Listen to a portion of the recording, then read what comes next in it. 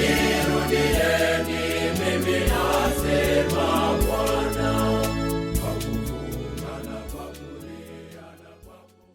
Karibu mpendwa msikilizaji na mfuatiliaji wa St. Gaspar Media katika kipindi cha tafakari ya Injili ya siku. Leo Jumamosi baada ya majivu, kipindi cha Kwaresma. Masomo ya leo, somo la kwanza linatoka katika kitabu cha Nabii Isaya sura ya 58 aya ya 9b hadi aya ya 14, na Injili takatifu inatoka katika Injili ya mwinjili Luka sura ya 5 aya ya 27 hadi aya ya 32.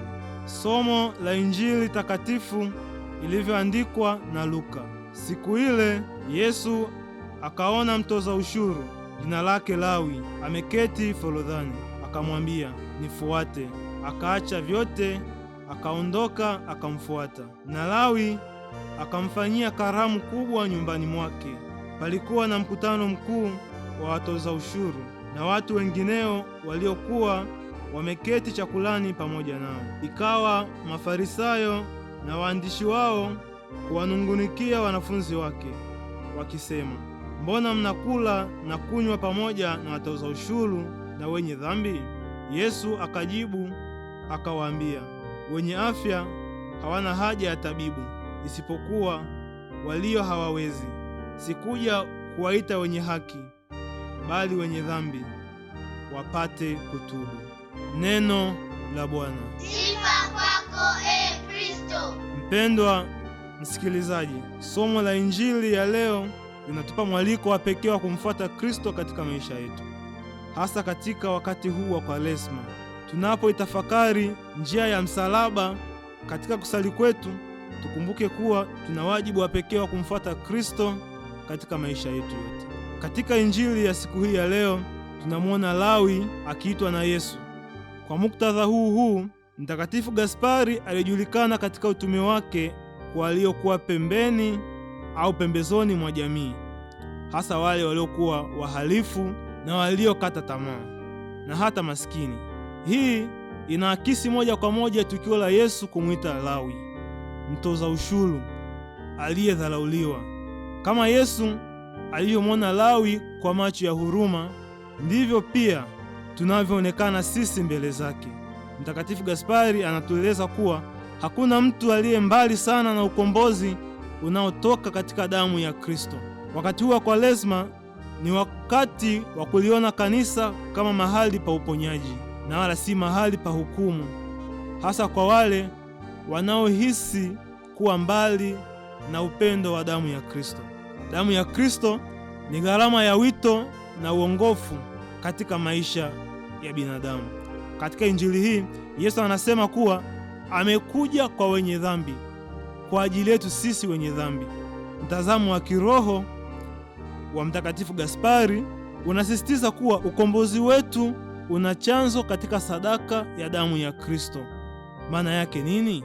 Maana yake ni kuwa damu azizi ya Kristo ina maana ya thamani isiyo na kipimo kwa kila mtu, na ni upendo unaojitoa kabisa bila kujibakiza, na agano jipya la upatanisho.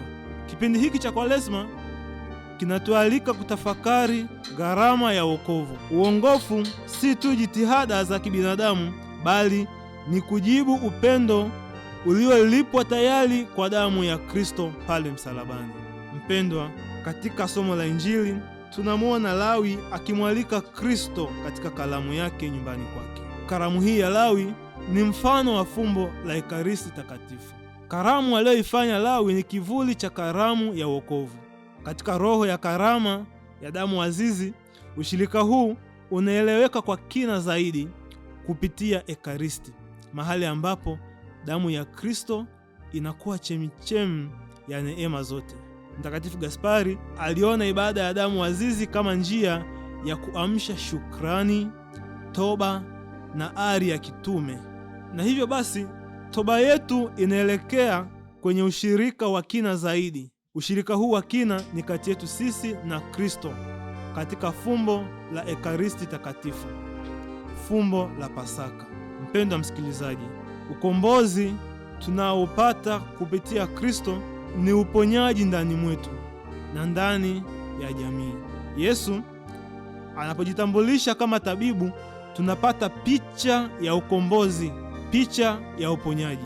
Katika teolojia ya kiroho ya damu azizi, ukombozi hauishii tu kwa mtu binafsi, bali una nguvu ya kurejesha mahusiano, kuleta upatanisho na kujenga jumuiya mpya. Hii ndio sababu utume wetu unapaswa kuwa wa upatanisho kwa jamii na kwa watu wote, hasa wale wanaohisi kutengwa na jamii zao. Tunaitwa kuwa watu wa huruma, pia kuwa vyombo vya upatanisho. Tukumbuke kuwa damu ya Kristo inayotuokoa ni chanzo cha neema. Damu ya Kristo inayotuokoa ni chemchemi ya huruma.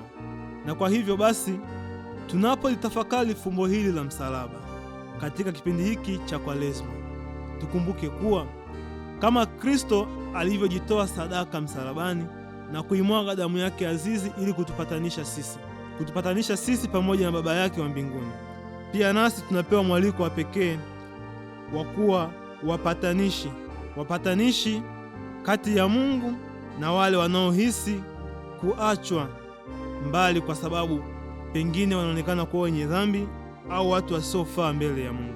Mfano wa Kristo mwenyewe katika Injili yetu anaunganika pamoja na watu ambao jamii iliwachukulia kuwa ni watu wasiostahili, watu wenye mapungufu mengi ambao hawastahili huruma ya kimungu, lakini Kristo mwenyewe anaungana nao, anashiriki pamoja nao, anakunywa nao na kula nao. Inaashiria nini? Inatufundisha kuwa ni kazi yetu na ni jukumu letu kujitoa sadaka kwa ajili ya wengine, kushirikisha upendo wa Kristo kwa watu wenye uhitaji.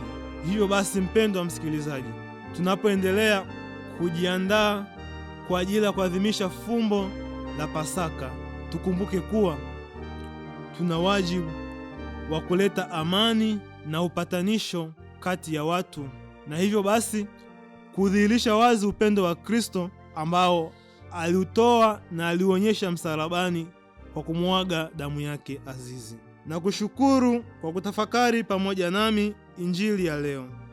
Niliyekuletea tafakari hii ni mimi Frateli Isaac Bileha wa shirika la wamisionari wa damu takatifu ya Yesu kutoka seminari kuu ya Mtakatifu Gaspari del Bufalo, Kola, Morogoro. Itukuzwe damu ya Kristo!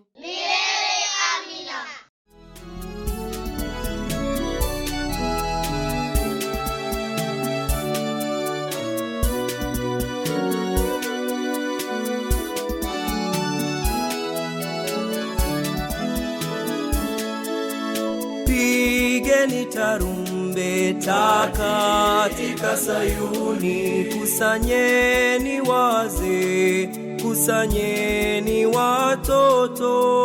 Nirudieni mimi asema